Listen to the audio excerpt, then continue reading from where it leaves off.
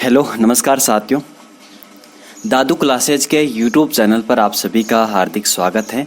दोस्तों आज हम अकाल, सूखा व बढ़ता हुआ रेगिस्तान, इसकी रोकथाम करने के लिए राष्ट्रीय, राज्य और जो ग्लोबल संस्था है, वैश्विक संस्था, उनकी मदद से जो कार्यक्रम, जो योजनाएं चलाई जा रही हैं, उनके बारे में हम चर्चा करेंगे। तो चलिए फिर क्लास को शुरू करते हैं बिना समय गंवाए।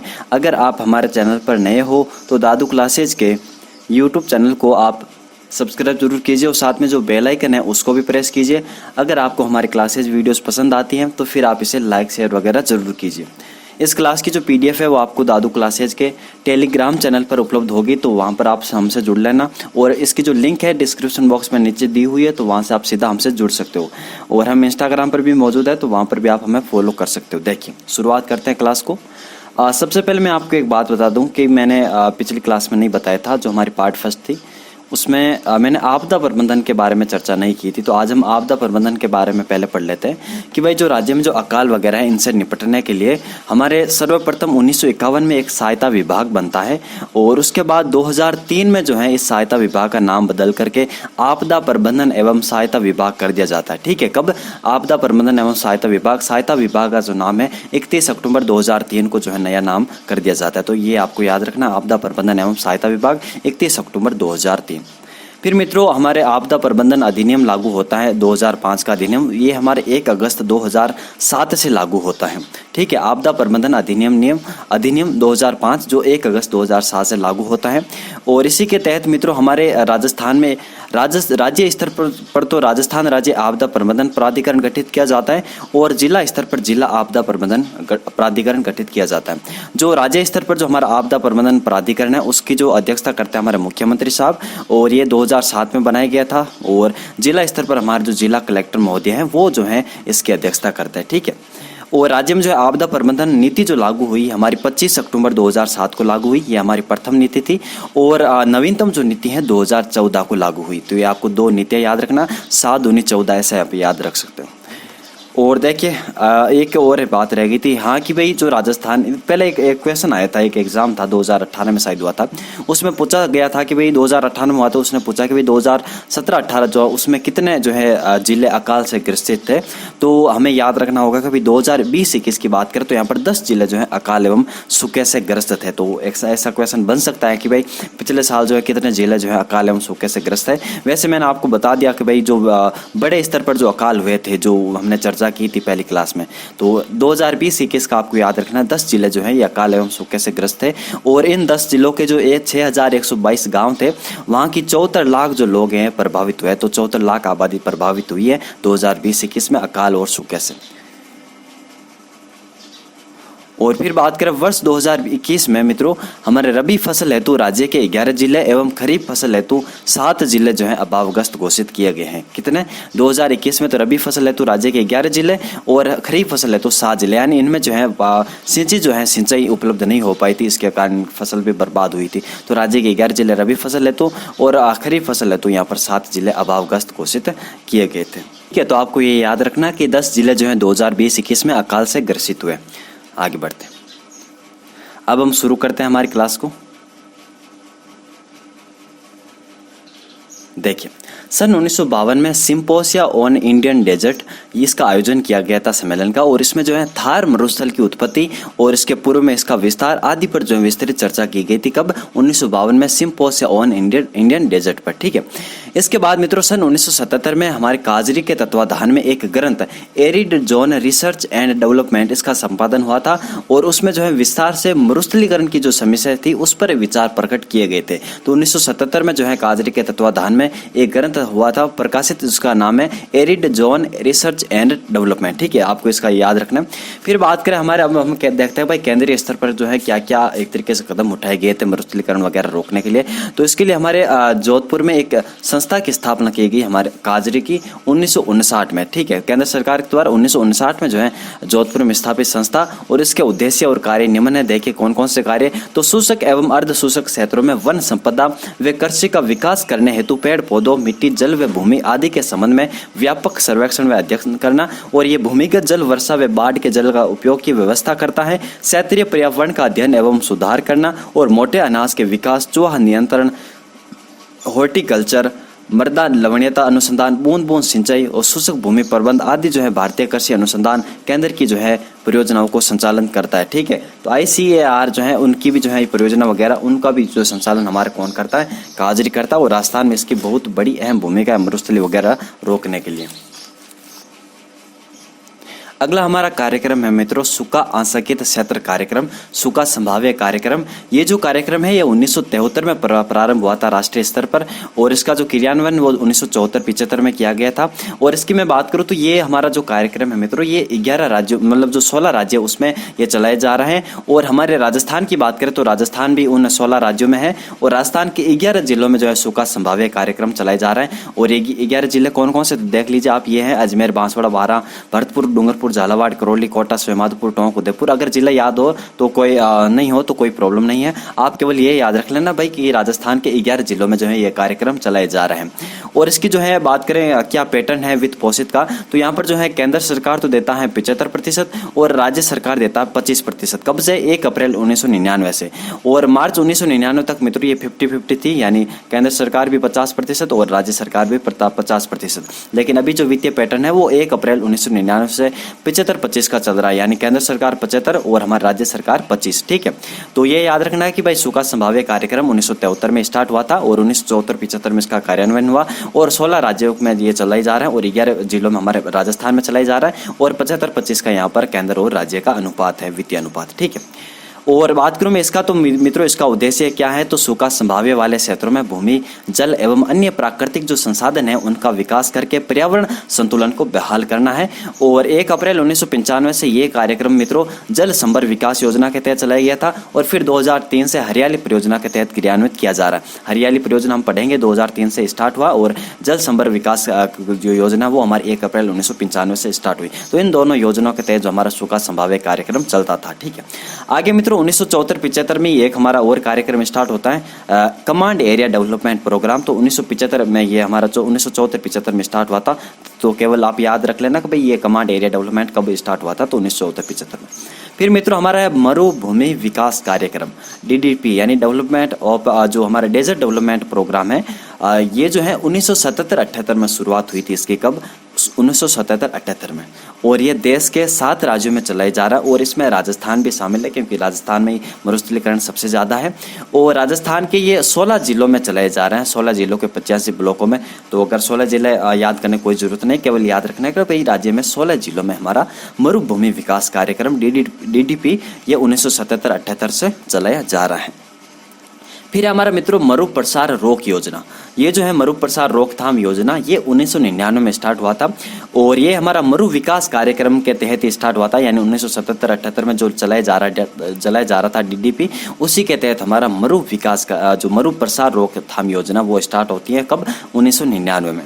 कितने जिलों में? तो राजस्थान के 10 मरुस्थलीय जिलों में ये चलाए जा रहे हैं। और इसका मैं बात करूँ वित्तीय पैटर्न क्या है, वित्तीय अनुपात तो हमारा 75 और 25 का है, जैसा कि हमने सूखा संभाव्य क्षेत्र में देखा था, वहाँ पर भी 75-25 था, और यहाँ पर जो मरु प्रसार रोकथाम योजना में भी 75-25 है।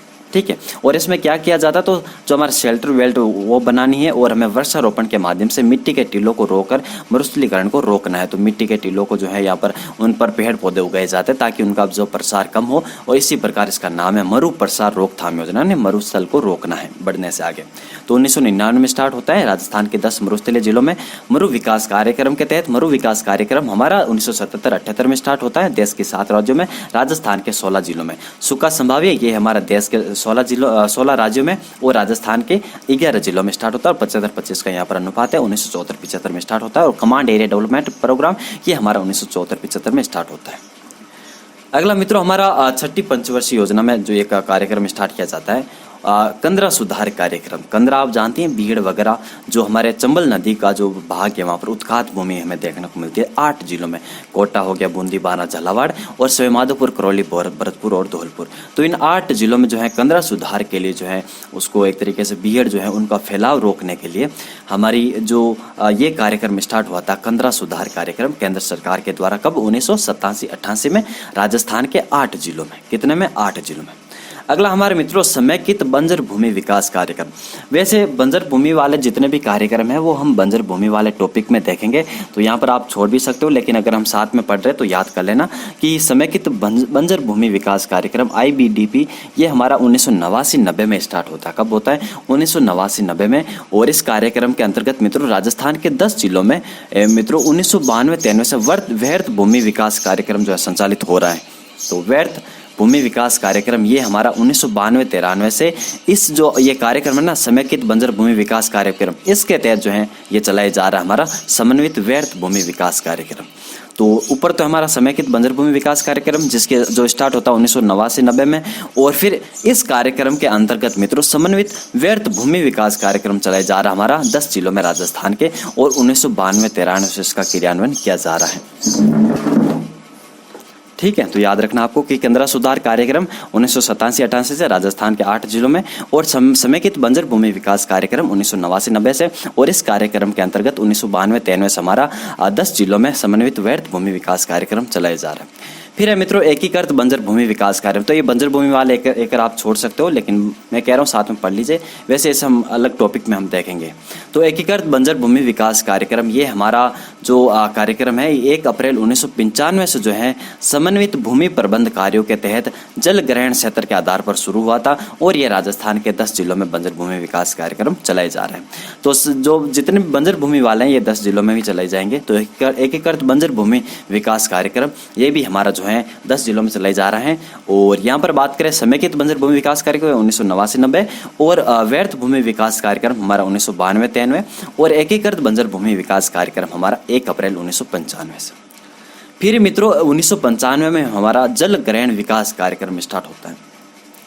ये इसलिए स्टार्ट होता है क्योंकि जो क्षेत्रीय विकास कार्यक्रम थे, और जैसे कि हमारे समेकित बंजर भूमि विकास कार्यक्रम हो गया, सूखा संभावित क्षेत्र कार्यक्रम हो गया, मरुभूमि विकास कार्यक्रम हो गया, ये जो है वर्ष 1994 तक उनके अपने अपने अलग अलग जो मार्गदर्शी सिद्धांत थे, अलग अलग मानदंड थे, अलग अलग वित्त पोषण पद्धति थी, इसके आधार पर जो है ये पहले कार्यक्रम होते थे 1994 से पहले। मतलब सभी जो कार्यक्रम है अलग अलग जो है मार्गदर्शन सिद्धांतों, मानदंडों, वित्त पोषण पैटर्नों पर आधार चलते थे। तो उनको जो है हटा करके, यानी अलग अलग मार्गदर्शक वगैरह इनको हटा करके एक जो है यहाँ पर मार्गदर्शक सिद्धांत बनाए गए, उसको नाम है जल ग्रहण विकास कार्यक्रम। तो हनुमंत राय समिति जो है उसकी सिफारिशों के आधार पर इस क्षेत्र विकास कार्यक्रम को 1 अप्रैल 1995 से जल ग्रहण विकास संबंधी समान मार्गदर्शी सिद्धांतों के अनुसार क्रियान्वित किया जा रहा है। तो जितना भी पहले लपड़ा था, यानी अलग अलग तो सिद्धांत थे, अलग अलग मानदंड थे, अलग अलग वित्त पोषण पद्धति थी, तो उन सभी को जो है झंझटों को मेट करके एक जो है बनाया गया, एक मानदंड बनाया गया, एक वित्त पोषण पद्धति बनाई। किसके तहत? जल ग्रहण विकास कार्यक्रम के तहत। किसकी समिति की सिफारिशों के आधार पर? हनुमंत राय समिति की सिफारिशों के आधार पर। कब? 1 अप्रैल 1995 को। जल ग्रहण विकास कार्यक्रमों के कार्यान्वयन में पंचायती राज संस्थाओं को वित्तीय तथा प्रशासनिक दोनों ही रूपों में अधिकार संपन्न बनाने के उद्देश्य से हरियाली नाम से एक नया कार्यक्रम स्टार्ट हुआ था। तो हरियाली परियोजना देखिए 2003 को शुभारंभ होता है, 27 जनवरी 2003 को ग्रामीण विकास मंत्रालय के अधीन। तो हरियाली परियोजना केवल आपको याद रखना है कि कब स्टार्ट हुई थी, तो 2003 को स्टार्ट हुई थी। फिर मित्रों जीवन धारा योजना ये क्या थी?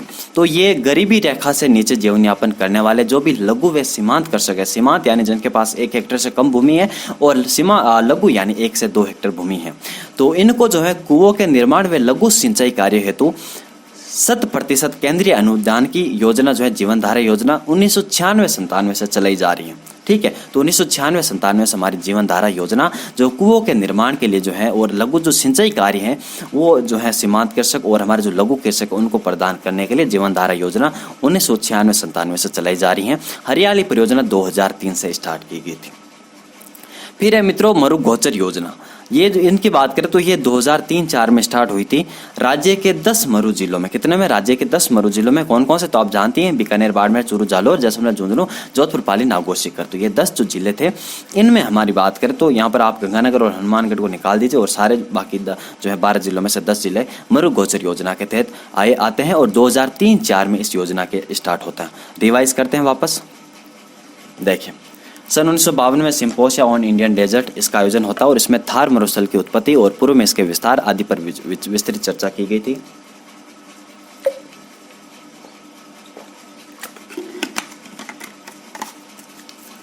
और सन 1977 में काजरी के तत्वाधान में एक ग्रंथ arid zone research and development का संपादन हुआ और इसमें जो है मरुस्थलीकरण की समस्या पर विचार प्रकट किए गए थे।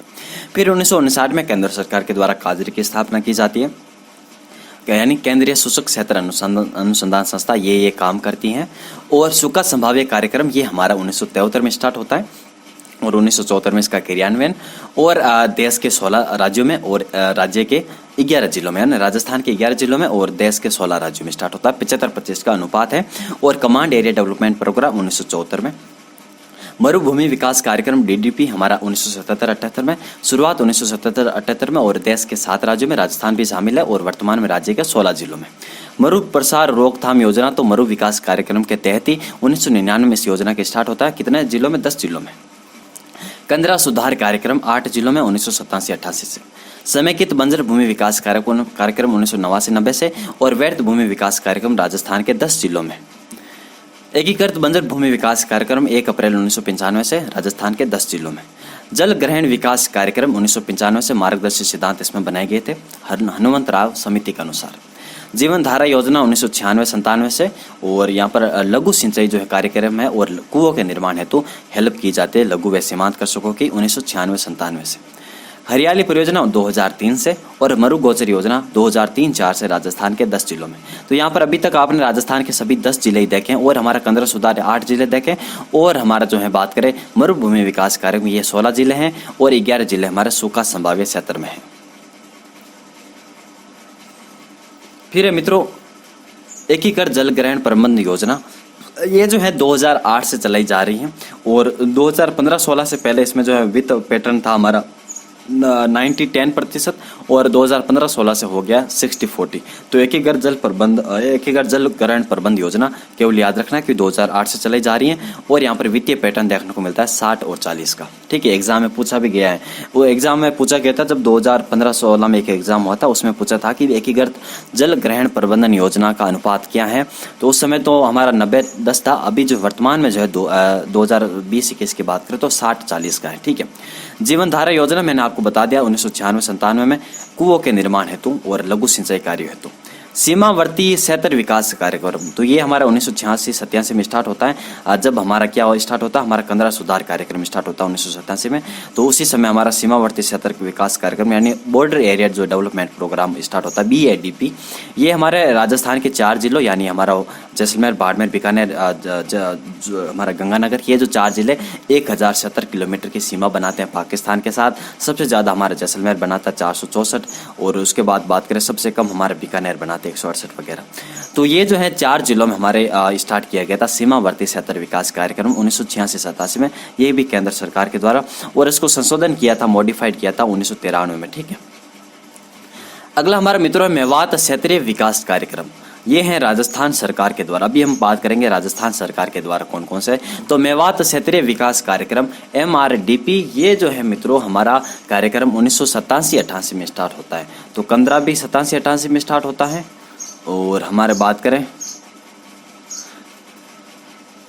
जो कंदरा और मेवात और हमारा जो BADP ये 1986-87 में स्टार्ट होता है। लेकिन BADP जो था ये हमारा केंद्र सरकार के द्वारा और कंदरा सुधार भी केंद्र सरकार के द्वारा और सीमावर्ती क्षेत्र विकास कार्यक्रम ने इसको संशोधन किया था 1993 में। तो लगभग आपको 1993 में बताया जाता है कि भाई ये जो कार्यक्रम 1993 में स्टार्ट हुआ था। तो मेवात क्षेत्रीय विकास कार्यक्रम 1987-88 से राज्य के जो मेव बाहुल्य जिले कौन कौन से अलवर और भरतपुर, इन जिलों में ये कार्यक्रम चलाया जा रहा है। तो क्या क्या कार्यक्रम होता है देख लीजिए। इसमें मिनी किट का वितरण किया जाता है, उद्यान का विकास, दवाइयों आदि के वितरण वगैरह जो है मेवात क्षेत्रीय विकास कार्यक्रम के तहत किया जाता है। मेवात रूरल डेवलपमेंट प्रोग्राम 1987-88 में राजस्थान के 2 जिलों अलवर और भरतपुर, अलवर की 8 पंचायतों और भरतपुर की 4 पंचायतों, ये आपने नाम सुने होंगे। 8 पंचायतों को लक्ष्मणगढ़, रामगढ़, तिजारा, मुंडावर, किशनगढ़, बास, कटुमर, उमेरण, कोटा, कोट कासिम। ठीक है, और भरतपुर की बात करें तो नगर, डीक, कामा, पहाड़ी। तो यहाँ पर जो है 4 जिलों में 2 जिलों में जो है चलाए जा रहे हैं मेवात क्षेत्रीय विकास कार्यक्रम। फिर है मित्रों डांग क्षेत्र विकास कार्यक्रम, इसकी मैं बात करूं तो ये हमें बताया जाता है कि भाई 2005-6 में जो है सही स्टार्ट हुआ था। वैसे इसका जो है 1994-95 में स्टार्ट हो गया था, लेकिन विस्तारित रूप से हमारा जो है 2005-6 में स्टार्ट हुआ था। तो आपको 2005 से याद रखना है, और वैसे अगर 2005 से ऑप्शन में नहीं हो तो फिर 1994 1995 करना। और 100% केंद्र राज्य सरकार के द्वारा है, और ये कार्यक्रम मित्रों 8 जिलों में चले जा रहे हैं। तो जिस प्रकार हमारा कंदरा सुधार कार्यक्रम था वो तो हमारा केंद्र सरकार के द्वारा था, लेकिन डांग सुधार तो केंद्र, देखिए कंदरा वगैरह ऐसा हिंदी नाम है तो वो केंद्र सरकार यूज करेगी, और मारवाड़ी नाम डांग हो गया, लठ हो गया, ये हमारा राजस्थान यूज करेगा। तो राजस्थान जो है यहाँ पर 2005-6 में स्टार्ट होता है डांग क्षेत्र विकास कार्यक्रम। और ये कौन से जिलों में, तो वही जो कंदरा सुधार कार्यक्रम चला जा रहा था 8 जिले, वही हमारे सवाईमाधोपुर, करौली, कोटा, बूंदी, बाना, धौलपुर, भरतपुर, झालावाड़। ठीक है, तो आपको याद रखना 8 जिले, और हमारा स्टार्ट होता है 1994-95 में, और वैसे बात करें तो सही हमारा 2005-6 में स्टार्ट होता है। फिर मित्रों मगरा क्षेत्रीय विकास कार्यक्रम। मगरा हमारे जो 5 जिले हैं अजमेर, भीलवाड़ा, पाली, राजसमंद और चित्तौड़गढ़, इन 5 जिलों में मगरा क्षेत्रीय विकास कार्यक्रम चलाया जा रहा है। कब से? 2005-6 से चलाया जा रहा है। तो 2005-6 में कौन कौन सा? एक तो हमारा मगरा क्षेत्रीय विकास कार्यक्रम, और दूसरा हमारा डांग क्षेत्रीय विकास कार्यक्रम। अगला हमारा मित्रों अरावली विकास कार्यक्रम। तो अरावली की बात करें तो ये 1974-75 में स्टार्ट हुआ था, जब हमारा सुक्का संभाव्य और हमारा जो कमांड एरिया डेवलपमेंट प्रोग्राम ये स्टार्ट हुए थे। अरावली विकास कार्यक्रम 1974-75 में स्टार्ट होता है, और ये राजस्थान के 16 जिलों में चलाए जा रहा है। तो अगर मैं बात करूं 16 जिलों में चलाया जा रहा कौन सा? अरावली विकास कार्यक्रम। और इसी कार्यक्रम के अंतर्गत मित्रों अरावली क्षेत्र वृक्षारोपण योजना है। किस कार्यक्रम के अंतर्गत? अरावली विकास कार्यक्रम अंतर्गत। ये अरावली विकास कार्यक्रम ये तो बहुत बड़ी योजना है, इसके अंतर्गत पूरे अरावली का विकास करना। अब इसी कार्यक्रम के तहत बहुत सारी अन्य योजना भी स्टार्ट की गई है, जैसे कि अरावली क्षेत्र वृक्षारोपण योजना। ये हमारी 1992-93 से स्टार्ट होती है, जब हमारा व्यर्थ भूमि विकास कार्यक्रम स्टार्ट होता है, वही भी 10 जिलों में, ये भी हमारा 10 जिलों में। वहाँ पर तो हमारा जो था वो मरुभूमि वाले क्षेत्र जिले थे, और यहाँ पर हमारे अरावली वाले जिले हैं, जैसे कि अलवर हो गया, सीकर, जो अलवर, सीकर, झुंझुनू, जयपुर हो गया, पाली, सिरोही, उदयपुर, चित्तौड़गढ़, बांसवाड़ा और नागौर को यहाँ पर मान लीजिए। तो अरावली क्षेत्र वृक्षारोपण योजना 1992-93 से। फिर बात करें इस योजना में क्या किया जाता है, तो देखिए इस परियोजना का उद्देश्य क्या है, तो मरुस्थल प्रसार पर नियंत्रण करना, यानी जो अरावली के दरों के माध्यम से जो मरुस्थल का प्रसार हो रहा है पूर्वी जिलों में, तो उसको रोकना, और हमारे जो है पर्वतीय क्षेत्रों को वृक्षाच्छेद करना, और वन्य जीव अभ्यारण्य जो है उसमें पारिस्थितिकी पर्यावरण में सुधार करना। और ये कार्यक्रम मित्रों जो किसकी सहायता से चलाया जा रहा है, तो overseas economic cooperation fund OECF। एक तो जापान के 2 यहाँ पर बड़े काम करते हैं, एक तो हमारा जिका, जापान इंटरनेशनल कोऑपरेशन एजेंसी, और दूसरा हमारा ओवरसीज इकोनॉमिक कोऑपरेशन फंड, ये OECF है। और ये जापान की सहायता से हमारा अरावली विकास कार्यक्रम चले जा रहा है 1974-75 से। फिर है मित्रों रूक भाईला कार्यक्रम। ये जो है भाईला वगैरह यहाँ पर राजस्थान में यूज करे, और भाईला की करे तो 1986 में जो है डूंगरपुर जिले से प्रारंभ होता है। और रूक भाईला के क्या अर्थ? तो भाईला दोस्त होता है और भाईला दोस्त होता है, और रूक मतलब बात करें तो ये वृक्ष होता है। तो वृक्ष मित्र योजना हमारा 1986 में डूंगरपुर जिले से प्रारंभ की गई थी। फिर बात करें पुष्कर गैप परियोजना की, तो मित्रों ये पुष्कर झील को स्वच्छ और सुंदर बनाने के लिए कनाडा की सहायता से 1997-98 में शुरू की गई थी, और 2004-05 में स्टार्ट। मैंने ऐसे डाल दिया, ये हमारे कोई मरुस्थलीकरण से संबंधित नहीं है, लेकिन याद रख लेना पुष्कर गैप परियोजना, पुष्कर को जो है पुष्कर झील को स्वच्छ बनाने के लिए कनाडा ने सहायता की। 1997-98 में शुरू हुई, 2004-05 में इसको साफ कर दिया गया। अपना काम अपना गांव योजना 1 जनवरी 1991 को प्रारंभ हुई थी। और पुष्कर समन्वित विकास योजना परियोजना ये मित्रों 1992-93 से संचालित स्कीम उद्देश्य ये हमारा पुष्कर जिलों में घाटों का सुधार करना, और झील में मिट्टी आदि की भराई रोकना, पहाड़ियों पर वृक्षारोपण करना। तो पुष्कर समन्वित विकास योजना पुष्कर का पूरा विकास करने के लिए 1992-93 में, और पुष्कर झील की बात करें तो 1997-98। और अरावली वनारोपण ये मैंने आपको बता दिया कि भाई इसमें जो है 1992-93 से राजस्थान के 10 जिलों में स्टार्ट होती है। और इस प्रोजेक्ट के तहत मित्रों 1.51 लाख हेक्टेयर में जो है वन रोपण और पौधों के वितरण, नमी संरक्षण व नई नर्सरियों की स्थापना व कार्यक्रम संपन्न किए गए थे। ऑपरेशन खेजड़ा 1991 में जो है मरुस्थल विकास को रोकने के लिए सरकार के द्वारा चलाया गया था ऑपरेशन खेजड़ा 1991 में। और पन्नाधाय जीवन अमृत योजना हमारे LIC जो है उसके द्वारा LIC के द्वारा 2006 में जो स्टार्ट किया गया था। और मरुकरण संघाती कार्यक्रम ये हमारा 1999-2000 में राजस्थान के 10 जिलों में स्टार्ट किया गया था। तो लगभग 10 जिले 16 जिले 11 जिले यही आते हैं 8 जिले। तो राजस्थान के 10 जिलों में मरुकरण संघाती कार्यक्रम। वैसे 2-3 और भी याद रख ली, जैसे कि हमारा अमृता देवी विष्णु योजना ये 2008 में स्टार्ट हुई थी। National mission on green India ये हमारा 2014 में स्टार्ट हुआ था। नेशनल एफॉरेस्टेशन अभियान ये हमारा 2001 में स्टार्ट हुआ था। अब हम बात करते हैं मुख्यमंत्री जल स्वावलंबन योजना अभियान की। तो ये मित्रों 27 जनवरी 2016 को झालावाड़ जिले में गांव गर्दन खेड़ी जो है वहाँ से जो है इस अभियान की शुरुआत हुई थी। तो कहाँ से स्टार्ट हुआ हमारा मुख्यमंत्री जल स्वावलंबन अभियान? तो हमारा गर्दन खेड़ी जो झालावाड़ जिले में एक गांव है, तो वहाँ से 27 जनवरी 2016 को स्टार्ट हुआ वसुंधरा राजे के द्वारा। तो झालावाड़ जिले में गांव गर्दन खेड़ी से अभियान ये शुरू हुआ था 27 जनवरी 2016 को। और इसको जो है मित्रों 2016 में जब स्टार्ट हुआ था, इसको जल क्रांति वर्ष के रूप में निर्धारित किया गया था। और इस योजना के अंतर्गत 2016 में 3000 प्राथमिकता वाले और 3 साल तक हर साल 6000 गांवों को लाभान्वित करके 2020 तक राज्य के लगभग 21000 गांवों को जल आत्मनिर्भर बनाने का इसमें लक्ष्य रखा गया था। और वैसे मैं बात करूं इसको जो 4 चरण इसमें हुए थे मुख्यमंत्री जल स्वावलंबन में। पहला चरण तो हमारा जनवरी 2016 से स्टार्ट हुआ था और जून तक ये चला था। फिर द्वितीय चरण हमारा दिसंबर 2016 से, और फिर तृतीय चरण हमारा जो है दिसंबर 2017 से, और या फिर जनवरी 2018 से स्टार्ट हुआ था। यानी जनवरी दिसंबर आपको सारे याद करना है। जनवरी 2016 प्रथम और चरण, और दिसंबर 2016 द्वितीय चरण, और हमारा दिसंबर 2017 तृतीय चरण, और फिर बात करें अक्टूबर 2018 जो दिसंबर के पास ही अक्टूबर नवंबर दिसंबर, तो ये हमारा 2018 में। तो 4 चरण आपको याद रखना है। पहला चरण जनवरी 2016 और द्वितीय चरण दिसंबर 2016 में स्टार्ट हुआ, तृतीय चरण दिसंबर 2017 या फिर जनवरी 2018 में, और चतुर्थ चरण हमारा 2018 में अक्टूबर में स्टार्ट हुआ। इस योजना के तहत मित्रों 2016 में 3000 प्राथमिकता वाले गांव और फिर बात करें अन्य जो है गांवों को लाभान्वित करने का लक्ष्य रखा गया था। और 2020 तक जो है 21000 गांवों को जो जल आत्मनिर्भर बनाने का लक्ष्य रखा गया था। और वैसे बात करें तो 2024 तक अभी हर घर हर नल कनेक्शन जो वो भी स्टार्ट है। तो ये योजना बात करें तो 4 जल संकल्पना पर आधारित है। और इस संकल्पना में प्रयुक्त जल संरक्षण की योजना में ग्रामीण इलाकों में उपलब्ध अपवहन का संचयन है। वर्षा जल हो गया, भूजल हो गया, भूमिगत जल, मिट्टी में नमी, इनका हमें संचयन करना, जल ग्रहण उचित उपयोग करना, इसका नवीनीकरण करना और नए जल संचयन संरचनाओं का निर्माण करना शामिल है। किसमें? हमारे जो मुख्यमंत्री जल स्वावलंबन अभियान में।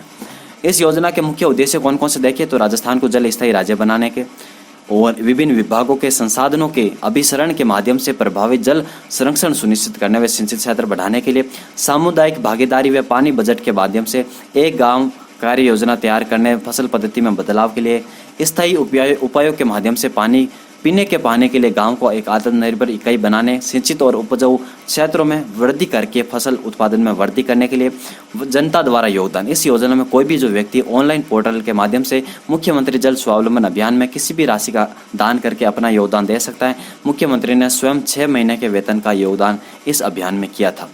फिर मित्रों इसी अभियान के अंतर्गत जल बजट का भी प्रावधान किया गया था।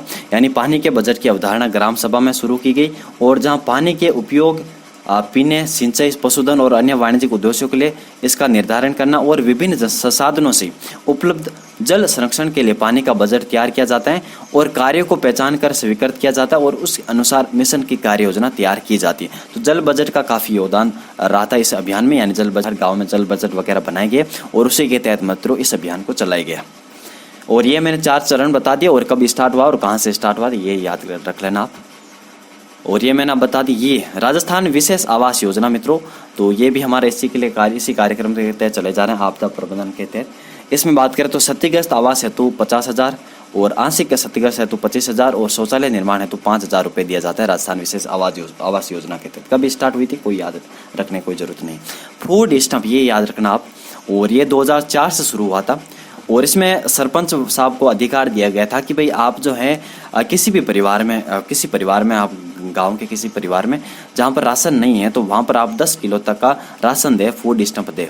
और वैसे बात करें तो ये तो मतलब सरपंच जो है सरपंच साहब को सीमित मात्रा में ही उपलब्ध कराए गए थे। भाई कोई अगर परिवार के पास राशन नहीं है तो फिर आप दो, अन्यथा तो राशन मिलता ही है उनको। और वैसे जो है ज़रूरतमंद वगैरह बात करें जो सरपंच से नहीं ले पाते तो वो वर्ष में एक बार जो है फूड स्टैंप का फ़ायदा उठा सकते हैं। यहाँ पर फूड स्टैंप होगा तो वो जो है 10 किलो तक अनाज ले सकता है एक साल में राशन की दुकान से, फूड स्टैंप योजना के तहत।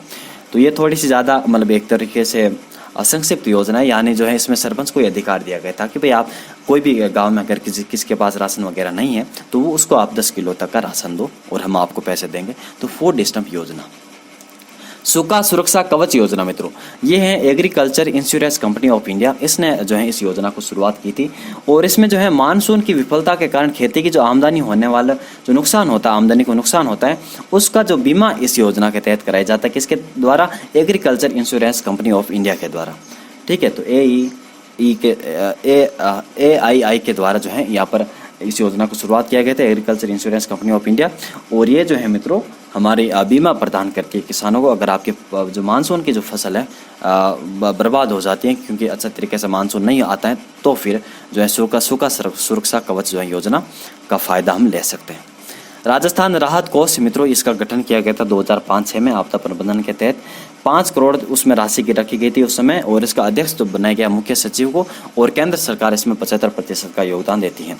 फिर मित्रों हमारे राष्ट्रीय स्तर पर एक कार्यक्रम चलाया जा रहा था, GOI-UMDP डिजास्टर रिस्क रिडक्शन। तो ये कार्यक्रम हमारे राजस्थान के 3 जिलों में, जोधपुर, जैसलमेर, अलवर, यहाँ पर भी चलाया गया था। तो ये भी आप याद रख लेना, वैसे ये एग्जाम में नहीं आते ऐसे। और राज्यपाल राहत कोष ये हमारा जो है 1973 में बना था। और इसमें बात करें तो जब आप इसमें आर्थिक योगदान देते हो, यानी फंड में कुछ पैसे वगैरह देते हो, तो फिर आपको 50% जो है 50% आपके आयकर में छूट दी जाती है। यहाँ पर छूट होगा। ठीक है, तो राज्यपाल राहत कोष ये 1973 में, और राजस्थान राहत कोष हमारा 2005-06 में। और मैंने आपको बताती हैं, ये देख लें हम, राजस्थान जल क्षेत्र आजीविका सुधार परियोजना। इसकी बात करें तो मित्रों ये हमारा 31 मार्च 2017 को स्टार्ट हुआ था, और ये जिका की सहायता से जो है जिका से यहाँ पर ऋण प्राप्त किया गया था इस योजना में।